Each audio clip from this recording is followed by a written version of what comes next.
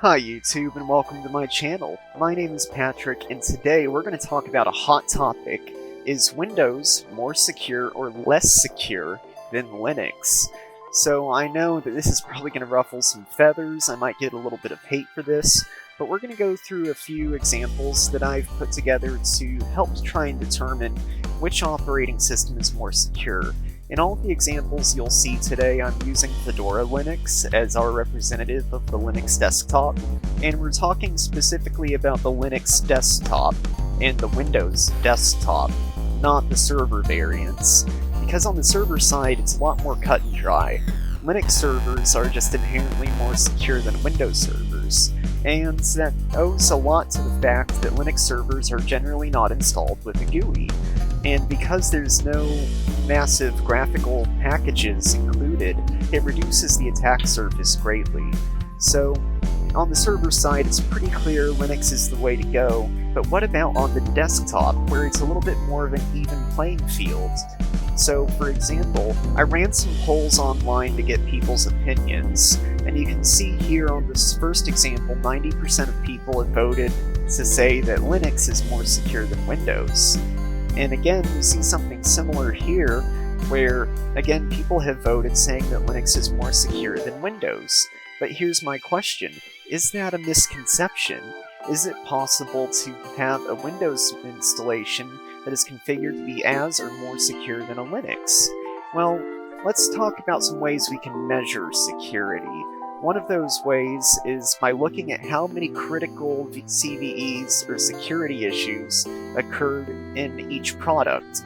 So in Fedora Linux and in Windows, there were about the same number of CVEs reported with a higher critical severity rating. Looking at that, you can't really tell which one's more secure because they look about to be on the same playing field.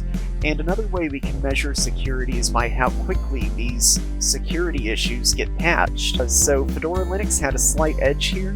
It was a little bit quicker than Windows to get the vulnerabilities patched, but it was very close. And I'll leave links to all of my sources and documentation in the description if you'd like to check my homework. Now, this is going to ruffle some feathers, but okay, let's get into it.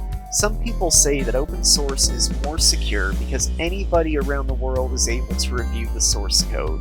The idea is that because the source code is out in the open, any security vulnerabilities in it will be very quickly identified and remediated. Now, other people say the opposite is true. They say that because it is open source, it is less secure because the bad guys are able to peruse the source code and look for vulnerabilities in it.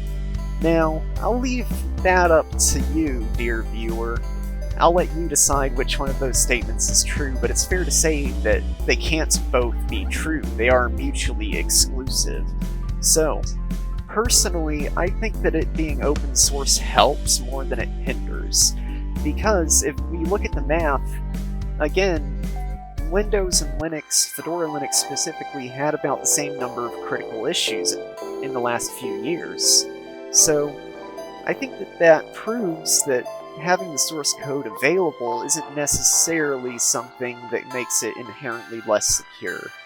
So, another point is that Fedora Linux uses Flatpaks, which are supposed to be sandboxed applications.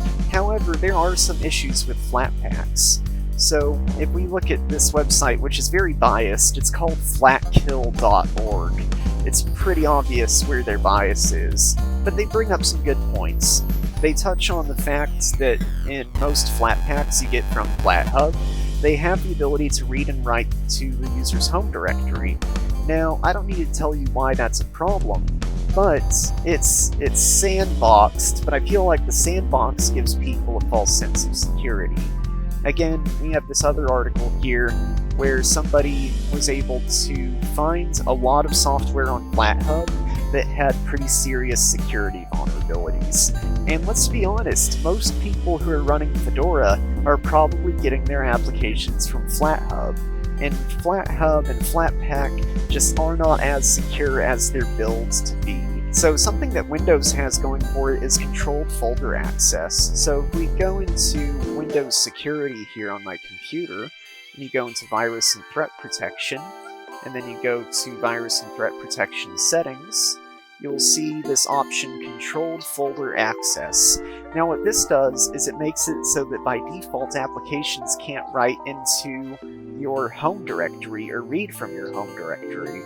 This basically prevents any unknown application or any application on the machine from getting access to your files unless you approve the conditional access exception through an administrator account. You can set something like that up on Linux for sure, but it doesn't come out of the box with that capability. Something Fedora Linux does have is SE Linux, which is a mandatory access control system that enforces what software can touch what files. SE Linux goes a long way to making the distribution a very secure solution. If you'd like to learn more about SE Linux, I'll drop some links in the description below. If you're going to use Linux, especially a Red Hat flavored Linux, you should absolutely take some time to familiarize yourself with SE Linux so that you can make informed decisions about how you're going to use it on your system. Another thing that Windows has are attack surface reduction rules. So these are basically optional settings that you can enable that prevent common types of attacks. For example, it'll stop a PDF from launching any kind of JavaScript. It'll prevent Office macros from making Win32 API calls. It'll prevent the Adobe Reader app from making child processes. It'll block credential stealing from the LSAS, I'm not going to try to say that acronym. But anyway, there's a lot of security settings that you can enable very easily in Windows that go a long way towards making it more secure. So, Fedora doesn't have such ASR rules, so if we actually look at this article I've got pulled up here, there has been a history of issues with macros in LibreOffice. One of the things that the ASR rules in Windows address are the threat of macros from Office applications. LibreOffice also has this problem, but however, there's no simple attack surface reduction rule to prevent it from running macros. You need to manually configure it not to run macros. And here's an example on my screen of people using malicious LibreOffice Calc macros to target Linux. So it is something that does happen. It's possible, and Windows has an optional but better safeguard against that. Windows also has virtualization-based security, so if we look at what that is, so virtualization-based security uses hardware virtualization features to create and isolate a secure region of memory from the normal operating system. So basically, it takes some of the components of Windows, separates them from the operating system that's powering your desktop experience, shoves them in a virtual machine, and then manages access to it through virtualization. So that's pretty cool. Linux doesn't quite have that, but what Linux does have are namespaces and C groups. So Fedora uses these tools in something called Podman, which is a way for you to run a completely isolated, well not completely, but very well isolated piece of software on your system. The way it works is that the little Podman container, it runs using the same kernel as your host system. They share that kernel, but it has everything else completely separated from the host. Podman is a great utility, and it allows for strictly contained application. Fedora also has stricter permissions on files. What I mean by that is that the permissions on files in Linux mean a lot more than they mean in Windows. It is more difficult to work around them. And another thing that Fedora has going for it is that it requires executables to be marked as something that can execute before it'll let you run them. So if you download some sketchy thing off the internet onto your Fedora system and try to double-click it to run it, well, what's going to happen? Nothing, because first you have to mark it as an executable before you're able to run it.